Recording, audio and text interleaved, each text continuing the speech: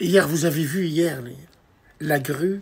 Salut tout le monde, j'espère que vous allez bien, c'est Na06 bis et on va regarder une story de Bassem Braiki au sujet des incidents qu'il y a eu après le match PSG Arsenal et la qualification du PSG en finale de LDC. Et après sa vidéo, je vous dirai mon propre avis. N'hésitez pas à mettre un pouce bleu et à vous abonner et bon visionnage. Hier, vous avez vu la grue qui arrache le feu vert à Paris. Est-ce que vous avez vu hier? Il y a une grue, je vais vous mettre la vidéo après. Wallah, il y a une grue, je ne sais pas comment ils l'ont branchée.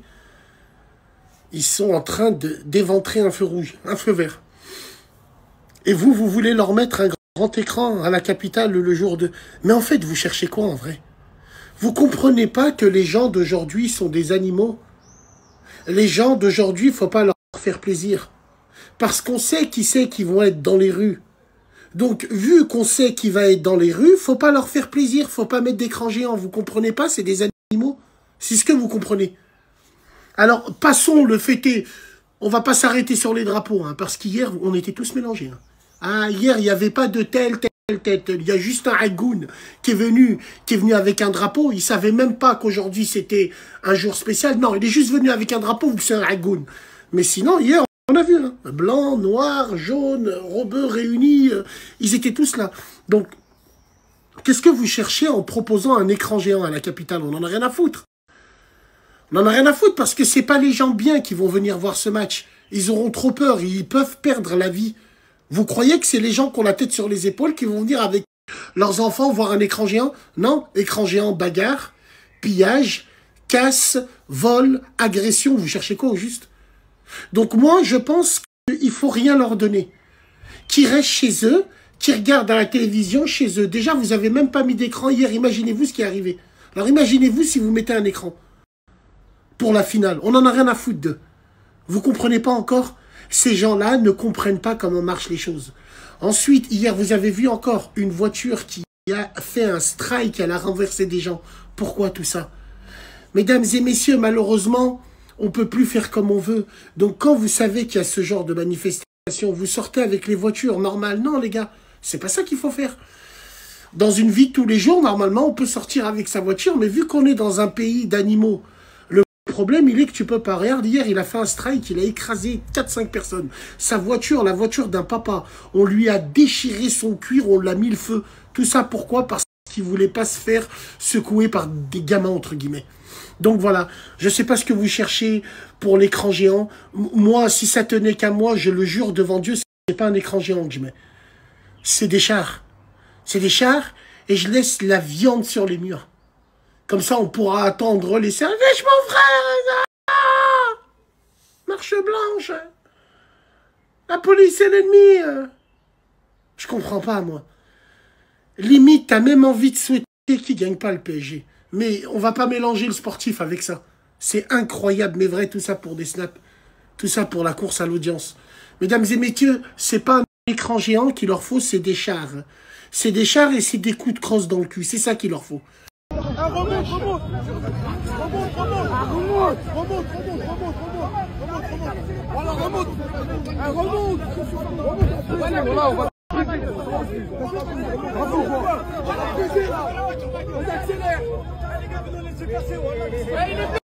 Donc lui, c'est le nouveau pape. L'américain Francis Prévost. Non, moi j'étais curieux de voir ça. Donc je connais pas la religion chrétienne, je vais pas m'immiscer dedans, mais pour nous le pape c'est important aussi, dans le sens où les chrétiens sont des gens de la religion, sont des gens du livre. Donc c'est important un petit peu. Impossible. Tu crois qu'ils allaient mettre à Buenos Aires, en Argentine? Non. En Colombie, en Venezuela. Le mec, il va prêcher. Non, je pense que les institutions, peut-être chrétiennes, ne sont pas prêtes à accueillir un noir pape. Alors, bien sûr, vous allez me dire, oui, mais Bassem, tous les papes étaient en... ou de Monseigneur, comme vous les appelez vous, noirs. Oui, non, il n'y a aucun problème avec ça. On n'a pas dit que... Mais, Abemus Papam, c'est autre chose. avoir des archevêques à côté de lui et de leur dire, eux, c'est les meilleurs, ils sont là, les prochains, c'est eux. Et le faire, c'est autre chose. Donc voilà, je pense que ils ont réfléchi à énormément de paramètres. Et on peut mentir à tout le monde sauf à soi-même. Je pense que le paramètre de la couleur, il a joué aussi beaucoup. Alors attention, on n'est pas là à crier au racisme, non. C'est stratégique et technique. Tout simplement, c'est stratégique et technique. Je parle pas peut-être par rapport au Vatican. Mais en Italie, un pape noir... Non, mais non, les gars, c'est... Est-ce que ça vous étonne, ça? Moi, ça m'étonne pas. Salam alaikum. Voilà d'où vient ma haine exacerbée de la gauche et de l'extrême gauche. Ce sont des gens qui n'ont surtout pas de valeur, surtout pas de repères. C'est des citoyens du monde nés d'une partouze de Color of Benetton.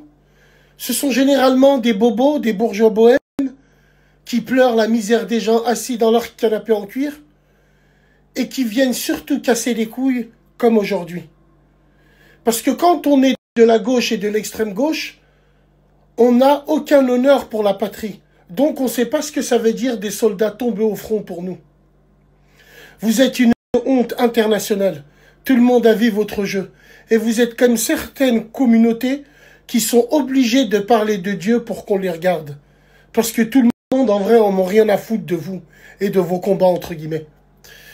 La gauche qui a pris ma communauté maghrébine, qui a fait mettre des jeans à mes sœurs et des baskets en leur disant « Allez manifester et montrez vos boules. » Et surtout, sortez du patriarcat de votre père. Vous inquiétez pas, nous on vous couvre. Parce qu'on est tous avec vous. Parce qu'on est tous ensemble. Voilà pourquoi quand je vois ces partis-là qui ne respectent pas les morts tombés au front, comment tu veux qu'ils respectent ces milliers de morts à Gaza, Allah yarhamhum. Donc leur combat est utopique. Et surtout, tu vois que c'est de l'hypocrisie. Parce que pour eux, la seule chose, c'est qu'on parle d'eux. Et peu importe comment, quitte à souiller des mémoires, quitte à arracher des tombes. Vous savez très bien à qui je pense. Wallahi, ça peut être que. Et moi, c'est des trucs qui me font mal. Et je sais qu'il y a des soldats qui sont tombés au peloton d'exécution. Et moi, dans ma tête, je me dis, putain, mais pourquoi on n'a pas échangé les gens? C'est une honte internationale. Ça devrait être puni par la loi. Parce que les anciens, on les respecte. Les anciens, on commémore des jours pour eux. Parce que sans eux, peut-être qu'on ne serait pas là. Mais ça, vous ne le comprenez pas parce que vous êtes des égoïstes, des utopiques et des hypocrites. Moi, c'est ce que j'ai à dire. Et ce genre de vidéo conforte mes positions. Et alhamdoulilah, sur ces gens-là, je ne me suis jamais trompé. Alors les frères, j'ai pas mis le commentaire pour éviter d'insulter des ancêtres et des arbres généalogiques. Il y a un mec qui me dit, à mon avis, ça doit être la team de l'air. On t'a pas entendu sur les agressions islamophobes. La mort d'Abou Bakr. Ah, nous, à la radio, on n'a pas parlé des agressions islamophobes. On n'a pas parlé de la mort d'Abou Bakr. Alhamdoulilah, on a toutes les émissions. Ça, c'est pour vous la mettre et sans vaseline. Tu contribues, tu donnes du grain à nos ennemis. Mais nos ennemis, c'est nous-mêmes. Nos ennemis, c'est nous qui nous tirons une balle dans le pied. S'il y avait eu, entre parenthèses, que des Maghrébins comme moi, la tête de ma mère, ce genre de vidéo n'existe pas. Nous, on est là en aucun cas pour plaire aux fachos. Les fachos, on les enfile et sans vaseline. Et ça, on l'a dit à la télévision. Si demain, on doit choisir un camp, le choix, il est rapidement fait. Donc, la team d'El-Lea, les musulmans à Jean-Luc, évitez de nous casser les khalaouis et arrêtez d'être dans le déni le plus total. Parce que ces femmes-là, c'est les genres de mecs comme vous qui les ont créés. Pour alikum. Lyon a détruit la ville. Merde, il a éclaté la ville, Chabé, c'est les bouchons, là comment il dure. Hein. Oh là, qu'est-ce qu'il est en train de nous faire? Regardez, les decks sont bloqués. Le bus, regardez ce qu'il est en train de faire. Oh là, c'est devenu la merde. Oh putain. Ah là, je suis choqué sur ce que je viens d'apprendre sur route de Genasse. Dites-vous, ils vont expulser des personnes dans les appartements pour pouvoir faire une voie de bus et une voie de vélo de l'autre côté là-bas. Frère, dites-vous qu'il est venu Rockefeller pour la Grange Blanche. Wallah, là, ça s'interdit maintenant. Tiens, ils roulent même pas sur la piste cyclable. Wallah, ils leur mettent des pistes cyclables, frère, ils roulent même pas dessus, wallah. À Lyon, il y a tellement de bouchons qu'il y a même des bouchons de tramway, hein. Wallah, Aïchkoum, vous avez déjà vu des bouchons de tramway, pélo. Frère de Lyon, là, au lieu de faire tes pistes cyclables pour ces deux vélos, là, et bloquer des rues, répare un peu les rues. Chapelot, ils tiennent plus tes rues. Tes rues ne tiennent plus. Regarde. Et à la place, il devrait réparer ça.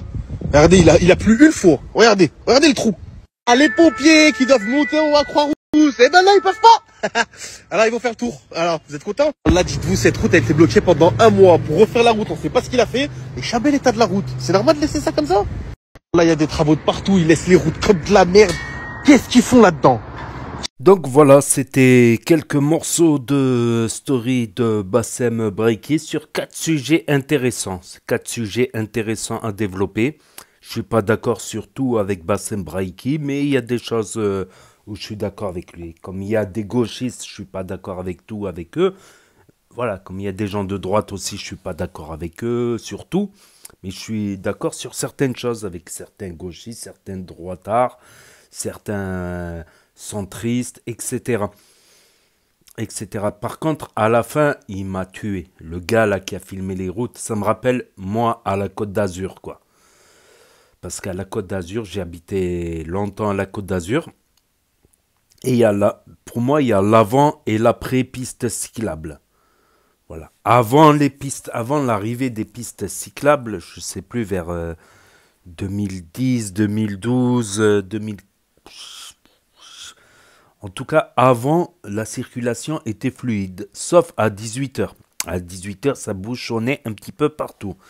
À 18h. Après, les pistes cyclables, ça commence à bouchonner à partir de 16h, 15h. Je vous dis pas midi aussi, 11h, 11h30, midi, 1h, 2h. Après, ça bouchonne plus. Et après, ça rebouchonne à partir de 16h. Un truc de fou. 16h, 17h. Les pistes, comme il a dit, pour qu'il y ait 2 vélos qui passent, on enlève à chaque fois une voie de circulation qui est fluidifiée. Et ça partout. C'est devenu une horreur de circuler sur la Côte d'Azur, entre Cannes et Nice. Voilà, entre Cannes et Nice, c'est comme une sorte d'agglomération. C'est des villes qui sont collées les unes aux autres. J'ai déménagé, mais là où je suis, il y a moins de pistes cyclables. Et c'est beaucoup plus agréable, voilà. C'est le jour et la nuit, quoi. À part 18h, voilà. À 18h pile, voilà. Entre 18h et 19h, c'est tout. Voilà, Mais à part ça, circulation fluide, parce que moi, les bouchons à midi, insupportables. 1 heure dans la voiture, sous le soleil. Pareil à 16h, 17h, sans compter qu'il peut y avoir un petit accident. Alors là, c'est bouchon plus. C'est devenu une horreur. C'est devenu une horreur, voilà. Là-dessus, ça me manque pas la Côte d'Azur par rapport à ça, par rapport aux pistes cyclables. C'est devenu une horreur pour les automobilistes, quoi. C'est devenu invivable de perdre 1 heure sur la route, comme ça, enfin bref. Les autres sujets sont intéressants aussi. Après, concernant le pape, j'en sais pas plus, voilà, j'en sais pas plus, je suis peut-être pas le mieux placé pour en parler. Après, un pape noir, c'est un autre débat. Comme il a dit, à Rome, en Italie, en Europe, en Occident, un pape noir, même s'il y a une forte communauté renoise, chrétienne, soit en Afrique, en Amérique, dans les Caraïbes, voilà, il y a des fortes communautés chrétiennes renois. Je ne sais pas comment ça se déroule exactement l'élection du pape, à part la fumée blanche, voilà. Mais ça me fait penser, le pape Jean-Paul II, quand j'étais petit, il était, je trouve, très sacralisé. C'était Jean-Paul II, c'était quelque chose, Jean-Paul II. Bon, il a été victime d'attentats, il me semble. Depuis, il avait une papa mobile blindée pour ses déplacements, tout ça. Après, je ne dis rien de mal contre le pape François, bien évidemment. D'ailleurs, ce pape qui était très proche du peuple, très proche des pauvres, très tiers-mondaliste, comment on dit? Tiers-monde, ouais, tiers-mondialiste, très proche du tiers-monde, qui venait d'Amérique latine, qui était très proche et qui, je trouve, qui portait des bonnes valeurs de paix, de pardon, pas des valeurs de rancune, de haine, voilà, qui souhaitait la paix dans les conflits, les compromis, qui s'intéressait un peu à tout. Mais il n'avait pas cette carrure, on va dire, du roi sur son trône, on va dire, comme Jean-Paul II. Jean-Paul II, c'était quelqu'un voilà, quelqu'un d'inatteignable. Voilà, il était plus proche, on va dire. Il était plus proche du peuple, le pape François, bien évidemment. Quant à l'attentat de Jean-Paul II, j'ai regardé, c'était les loups gris, c'était pas une cause religieuse, c'était vraiment un truc de, comment ça s'appelle? Conspirationniste, paranoïaque, je ne sais pas quoi. On va revenir au sujet du début, le football. Donc voilà, on continue. Comme il a dit, on se tire une balle dans le pied, on donne une mauvaise image. Voilà. Et je pense, même quand j'étais jeune, on avait les Maghrébins, on avait une bonne image. Pas que la Coupe du Monde 98, on avait une bonne image. La France black, blanc, beurre, Zidane qui offre la première Coupe du Monde. Bon, certains d'extrême droite, ils en ont rien à foutre du foot, ça on le sait. Mais je trouve qu'on avait une bonne image, même à l'international, même les Anglais. Ils chantaient Look like an Egyptian. Ten, ten, ten, ten, ten, ten. Qui connaît pas la chanson ou d'autres chansons un peu orientalistes, anglaises, orientalistes des années 80, 90, même à l'international. Et depuis le 11 septembre, cette image s'est dégradée. Voilà. Avant, on était au cinéma, au football, les humoristes. On était tout le temps en tête d'affiche. Et après le 11 septembre, on est resté en tête d'affiche. Mais dans les rôles de film, on a toujours les rôles de méchants, de terroristes, de méchants. Et j'ai vu moi-même depuis petit des changements. Beaucoup de gens qui n'étaient pas du Rassemblement national, qui n'étaient pas d'extrême droite, se tournaient d'extrême droite. C'est pour ça qu'ils avaient 0,3% en 75 et qu'ils ont 34% aux dernières élections européennes. 34%, c'est pas rien. Leur record, quoi. Donc il doit bien y avoir une cause. Voilà. Avant, il y avait des gens, ils n'étaient pas racistes ou au pire, ils s'en foutaient un petit peu, quoi. Ils s'en foutaient, ils savaient qu'avec un peu d'immigration dans certaines banlieues, bon, ça fait des réservoirs d'employés pour des postes de travail ingrats, pour des postes de travail dont les Français de souche ne voulaient plus. Il y en avait, au pire, ils s'en foutaient un petit peu, qui est un peu d'émigrés. Bon, il y en a eu de plus en plus parce que, bon, soyons réalistes aussi, on ne peut pas mettre des murs tout le long des Pyrénées et des murs tout le long des Alpes. On ne peut pas mettre des murs tout le long des frontières et tout le long des plages aussi mettre des murs.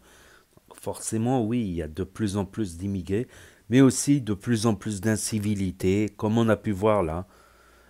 Après, je comprends que, par exemple, un supporter du PSG ou n'importe son équipe gagne, elle va en finale, il a envie de fêter ça. Donc les Champs-Élysées en général, c'est pour fêter ça. Si c'est pour fêter en tout bien, tout honneur, sans rien casser, sans rien dégrader, juste en mettant de la musique, voire des fumigènes, s'ils ne sont pas jetés sur des gens ou s'ils ne sont pas jetés sur des êtres humains, ces fumigènes ou des feux d'artifice, s'ils ne sont pas tirés dans des immeubles, bien sûr, s'ils sont tirés en l'air, à la limite, ça passe, pourquoi pas. J'ai déjà assisté à des fêtes après des matchs de foot où ça s'est très bien passé, après des matchs contre le Maroc. Donc ça s'est très bien passé. Puis au fur et à mesure que le Maroc avançait dans la compétition, quart de finale, demi-finale, il a commencé à y avoir des petits incidents. Moi-même, j'ai été voir certains, j'aurais dit, c'est bon, calmez l'affaire. Après, la prochaine fois, ils vont interdire les rassemblements. On ne pourra plus faire la petite fête avec le petit orchestre marocain. On danse, on chante, on est content, on exulte notre joie. Non, bah, il y en a, voilà, ils sont guidés par la haine, la rancune. Mais malheureusement, il y en avait d'autres aussi, c'était par rapport à une histoire où des gens d'extrême droite avaient agressé des Maghrébins après un match, dont deux femmes voilées. D'autres, j'ai parlé avec plusieurs jeunes, voilà, parce que je connais un peu. J'ai parlé avec d'autres jeunes et qui m'ont dit oui, c'est par rapport à une bavure policière, on vient régler des comptes, quoi. Voilà, il y a plusieurs cas de figure, quoi. Plus ceux qui sont venus faire la fête, mais qui se font entraîner. L'effet de groupe, le fait qu'ils se prennent du gaz, ben, ils remettent la faute sur les Condés et ils suivent, et ils prennent solidarité avec le groupe de casseurs. Il y a quand même deux personnes qui ont été en urgence vitale, qui ont été écrasées par un automobiliste qui a paniqué. Même ça, j'ai été choqué quand j'ai vu des jeunes monter sur la voiture, des jeunes que je connaissais pas, monter sur une voiture. Je m'imagine si c'était moi, tu vois. Je m'imagine si c'était moi. J'aurais pas supporté, quoi. J'aurais peut-être pas écrasé des gens, mais voilà, quoi. Ça c'est des choses qui se font pas. Sauter sur une voiture, dégrader les biens d'autrui. C'est pas très musulman, ça. Savoir qu'en islam, ils te coupent la main si tu voles, si tu détruis des choses, des biens autrui. Ils peuvent même couper les pieds, les jambes. euh. Donc, ouais, je pense qu'on continue à se saboter. Moi, je vois la différence. Ça m'affecte aussi dans la vie de tous les jours. On se salit nous-mêmes. On se salit nous-mêmes. On se met des bâtons dans les roues. Après, on se plaint qu'on n'arrive pas à faire notre vie. Pour faire notre vie, faut travailler. Voilà, pour la plupart des gens, pour la masse de gens, s'ils veulent fonder une famille, se marier, avoir des enfants, tout ça, il faut travailler. C'est pas, je trouve qu'on a beaucoup dégradé notre image de marque et on continue à foncer dans le mur joyeusement. Après, je comprends l'esprit rebelle. Moi aussi, j'avais fait des manifestations quand j'étais jeune, à la sortie des stades de foot. Euh, J'étais un peu chaud, tout ça, mais il y a des limites quand même, il y a des limites à avoir. C'est pas tout le temps, une fois ça peut arriver, mais pas tous les jours, tous les jours, tous les jours. Là, on continue, je trouve, je pense que... C'était quoi le quatrième sujet? Le troisième sujet? Ouais, voilà, quatrième sujet, je sais plus, mais... Voilà, en tout cas, sur ces sujets, ça, c'est vrai que je l'ai constaté dans ma vie. Je suis plus très jeune, c'est vrai. J'avoue, je ne suis plus très jeune, même si je parais jeune. Il y a du vécu et je vois les différences, l'avant et l'après. Voilà, l'avant et l'après en septembre. Voilà, c'est que les gens, ils ont peur après. Avant, ils n'avaient pas peur. Du coup, tu avais plus de facilité à rencontrer des gens, des femmes, des amis. Tu avais plus... mais les gens, après, voilà, ils ont peur. Ils ont peur dès qu'ils voient quelqu'un de bronzé, mais même que ça soit gitan. Les gitans, il y a des gitans, ils ressemblent à des arabes. Il y a des gitans, j'aurais cru que c'était des arabes à première vue. La première fois que je vois certains gitans, j'aurais cru que c'était des rebeux. Même les gitans, ils sont dans ce cas de figure aussi. Parce qu'il y en a toujours 2, 3, 4 qui foutent le bordel, qui sont souvent pas du coin en plus. Voilà. Donc, alors que la majorité, voilà, ils se comportent bien, tout ça. Pareil chez les Maghrébins, il y en a beaucoup qui... Voilà, mais je pense qu'on continue à se saboter, à se tirer une balle dans le pied. Moi, je trouve que, après le constat que j'ai fait, je trouve que c'est grave, quoi. Je trouve que c'est grave parce que c'est nous encore qu'on paye dans la vie de tous les jours les conséquences, que ce soit quand on veut louer un appartement, quand on veut Bon, moi, j'ai plus ce cas de figure-là. J'ai plus ces cas de figure-là. Mais pour les autres, pour la grande majorité de la masse, quand ils veulent chercher un boulot, quand ils veulent louer un appartement, quand ils veulent rencontrer des gens, discuter avec des gens, ou rencontrer une femme, c'est devenu beaucoup plus difficile qu'avant. Il y en a qui vont me dire, ouais, mais avant, tu étais jeune, tu étais plus frais. Ouais, mais même quand j'étais jeune, il y a eu des avant, après. Et j'ai constaté des différences à 1 an, 2 ans près, à 2 ans, 3 ans près. À 3 ans près, à 20 ans, j'ai pas changé du tout, quoi. Donc, non, c'est pas qu'une question d'âge. Je pense, j'y réfléchis ces derniers temps, c'est vrai que je constate, malheureusement, je constate et je vois qu'on va, ok, avoir un petit côté rebelle, tout ça, ok, mais je pense qu'il y a des limites à avoir aussi. Il y a des limites à avoir et si on veut redonner, je pense, une bonne image aux Français maghrébins, aux Français d'origine maghrébine, aux Français d'origine étrangère, en général, je pense que ça passe par le comportement et par l'effort d'un peu tout le monde. Sinon, on va droit dans le mur de toute manière, ça c'est sûr.